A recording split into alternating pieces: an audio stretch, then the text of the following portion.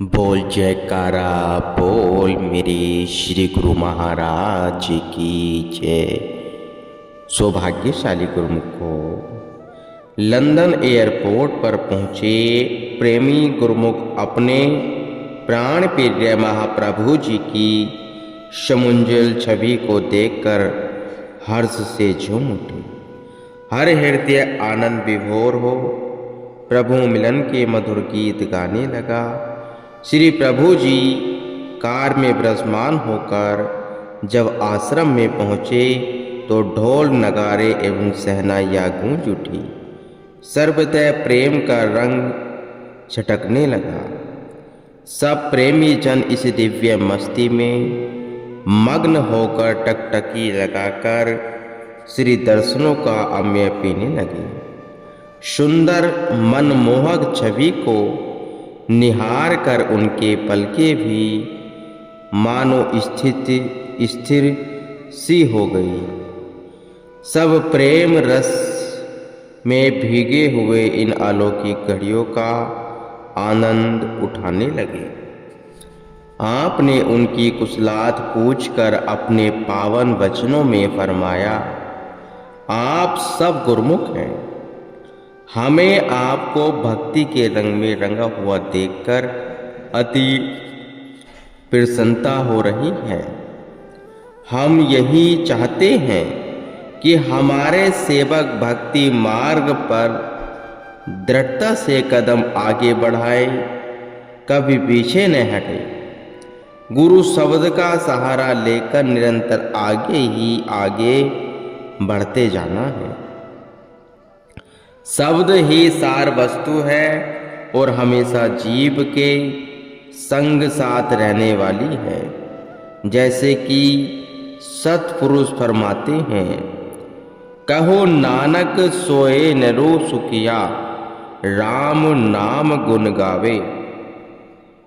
ऐहुर सगल जगु माया मोया, निर्भय पदु नहीं पावे।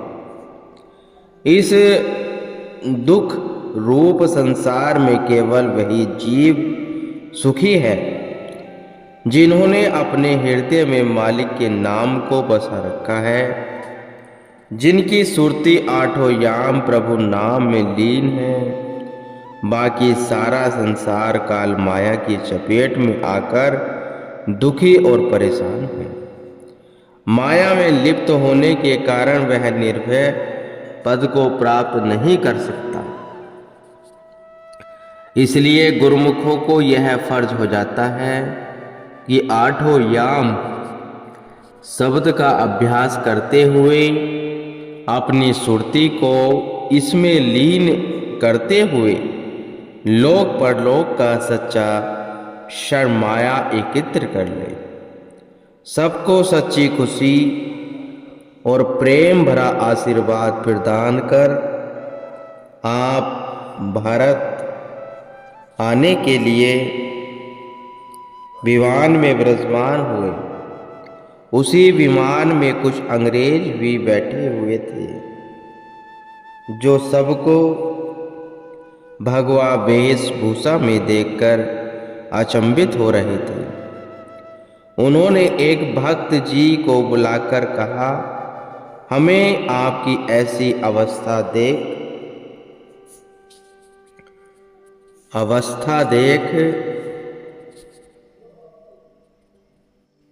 दया आ रही है। आप न तो कुछ ढंग से खा पी रहे हो, न ही कोई मौज मस्ती कर रहे हो। आपको अपना जीवन नीरस नहीं लग रहा। हमारी ओर देखो, हम कैसे मस्ती कर रहे हैं, खुश मग्न हो रहे हैं। भक्त जी ने, आपकी ये खुशियाँ तो क्षणभंगुर हैं, नाश्वर हैं। जब इनका नशा उतरता है तो पुनः दुख और गम के बादल मंडराने लगते हैं। हमें अपने गुरुदेव द्वारा बख्शे नाम का सुमरण करने से जो अंदरूनी खुशी मिलती है वह दायमी है। सदा कायम रहती है। सद्गुरु के सच्चे सेवक अंतरीव तौर से सदा शाश्वत सुख में समाये रहते हैं।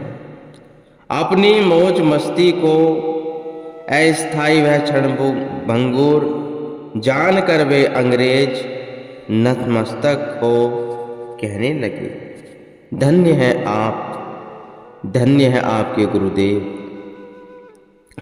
जिन्होंने आपको ऐसा विवेक दिया है।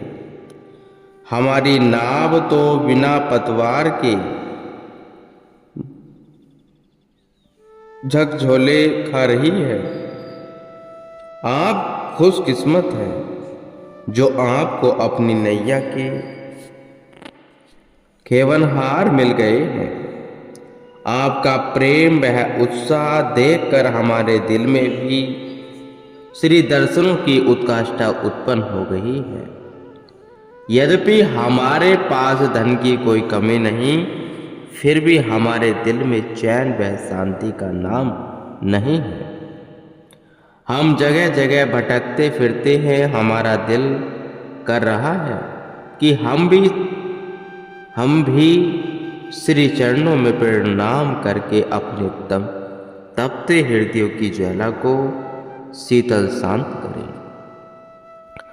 आपने उनकी विनय स्वीकार कर उन्हें अपना पावन आशीर्वाद प्रदान किया। उन्होंने श्री चरणों में शीश झुकाकर कोटि कोटि धन्यवाद किया।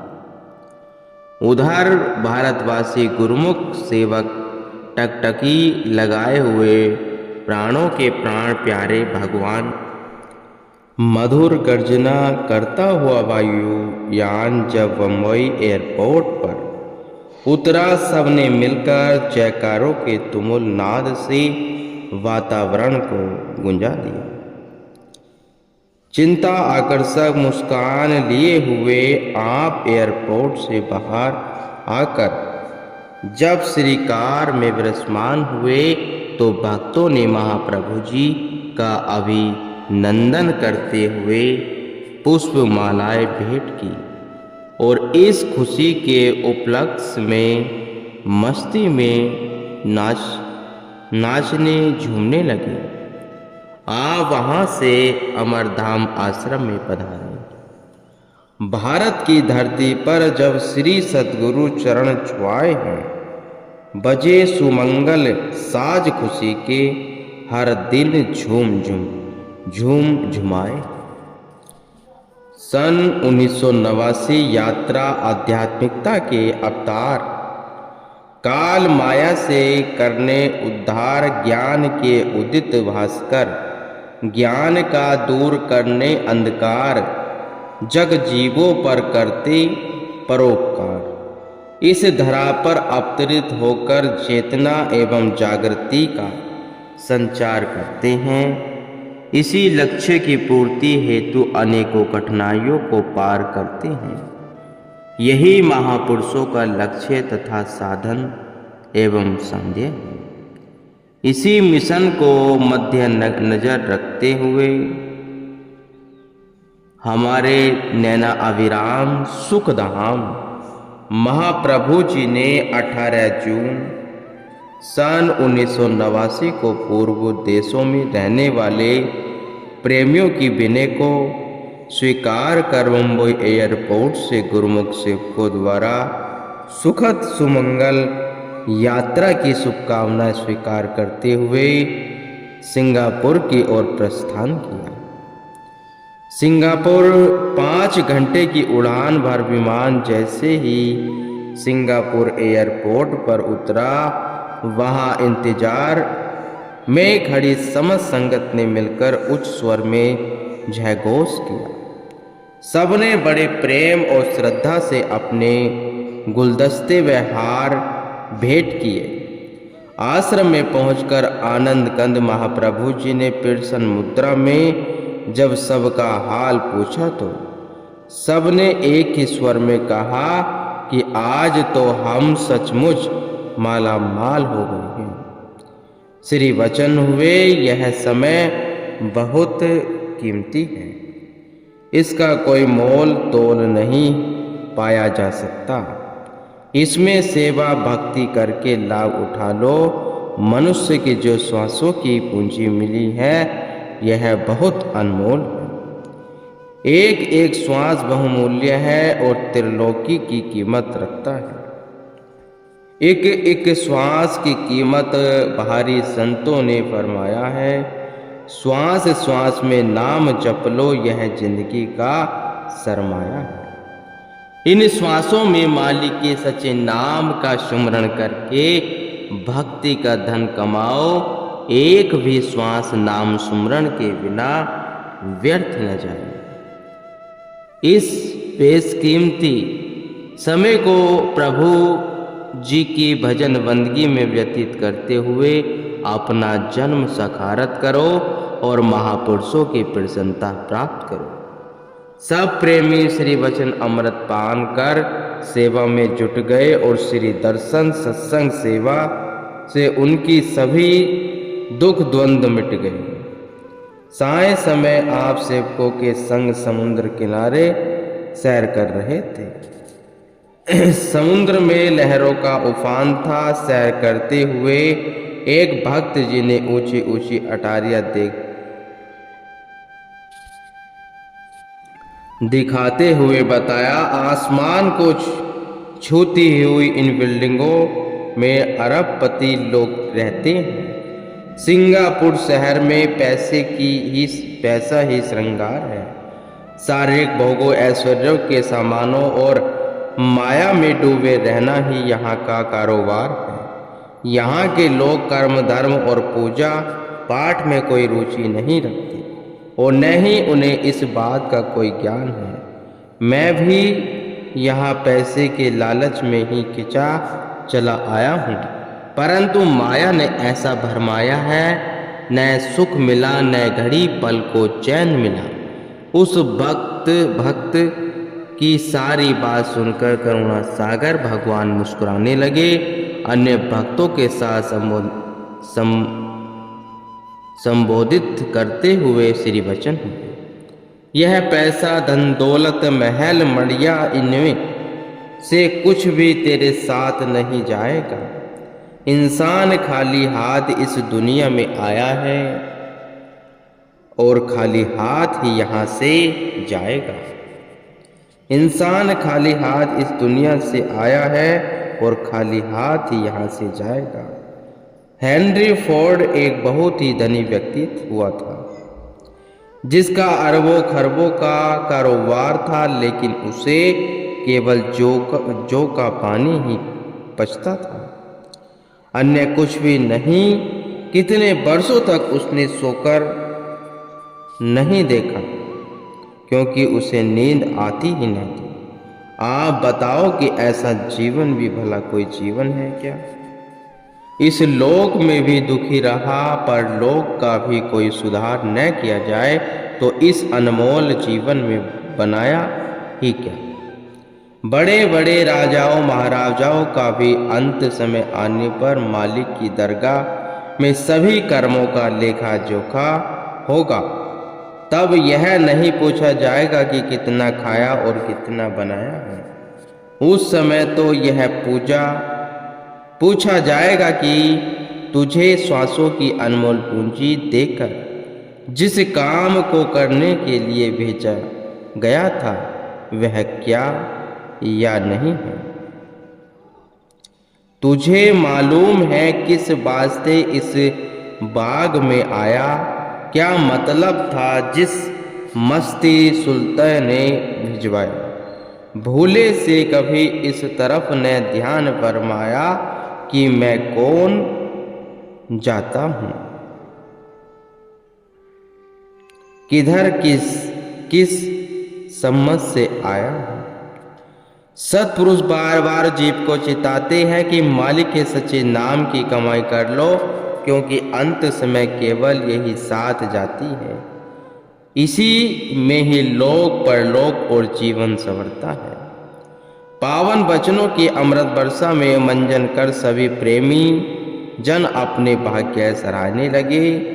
एक दिन अपने मौजवश एक भक्त जी से उसका नाम पूछा तो वह कहने लगा कि मेरा नाम हीरा है और जब से मैं सत्संग में आने लगा हूँ मेरे सभी दुख दर्द वह पीड़ा दूर हो गए हैं। आप फरमाने लगे भक्त हीरा को भक्ति रूपी हीरा मिल गया है तो वह सब संपदाओं का मालिक बन गया है। अतः भक्ति की कमाई करो और मन में भक्ति का वास हो जाने से जन्म मरण के बंधन कट जाते हैं।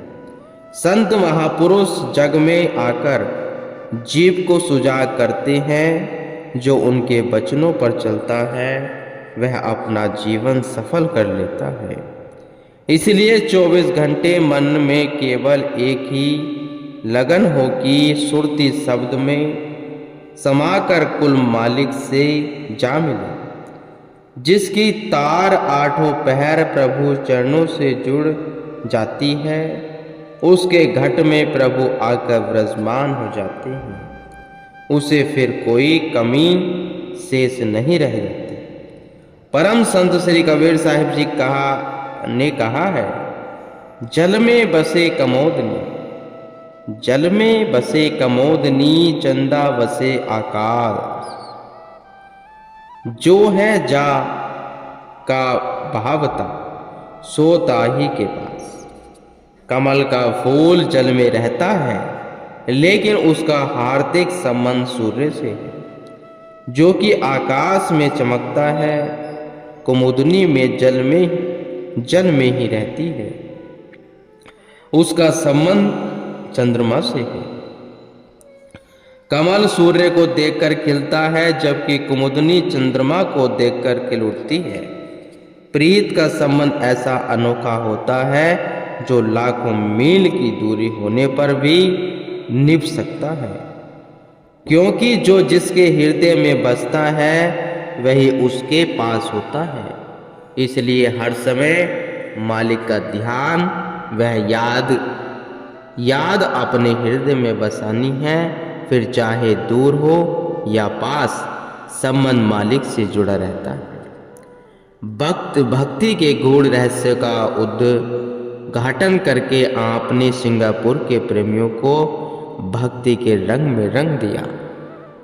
प्रेमियों ने भी अपना तन मन श्री चरणों में न्यौछावर कर दिया।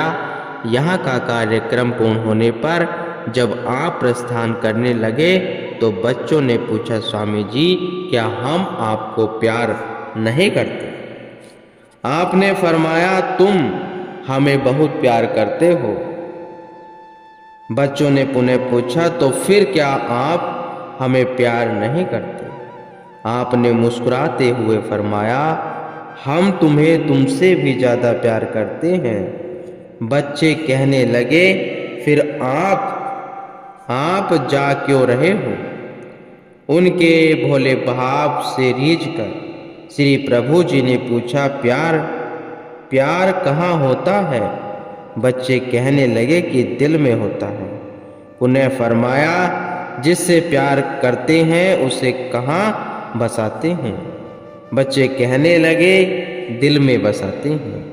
आपने फरमाया, दिल कहाँ है? बच्चों ने अपने दिल पर हाथ रखते हुए कहा कि दिल यहाँ है। महाप्रभु जी ने फरमाया, हम कहाँ जा रहे हैं? हम तो तुम्हारे दिल में विराजमान हैं और सदा विराजमान रहेंगे। सतगुरु सदैव गुरुमुखों के संग साथ ही रहते हैं। इस प्रकार आपने अपनी असीम कृपा से चंद क्षणों में ही बच्चों को भी सत्यता का बोध करवा दिया। सभी को प्रेम भक्ति का अमृत रस पान करवाकर 21 जून को आपने आगे इंडोनेशिया के लिए प्रस्थान किया। गुरुमुखो, हमारे श्री गुरु महाराज जी हर समय हर पल हमारे दिल में विराजमान हैं। बस हमको श्री गुरु महाराज जी ने जो शब्द की बख्शीश दी है उसको ध्यान करना ही, दर्शन करना ही हमारा पूर्ण कर्तव्य बन जाता है कि श्री गुरु महाराज जी अपने भक्तों को बहुत अधिक प्यार करते हैं। श्री पंचम पातशाह जी भी अपने भक्तों को, बच्चों को इतना प्यार करते थे, जो कि हमें विदित हो गया है कि श्री गुरु महाराज जी अपने भक्तों को अपने से भी अधिक प्यार करते हैं गुरुमुखों।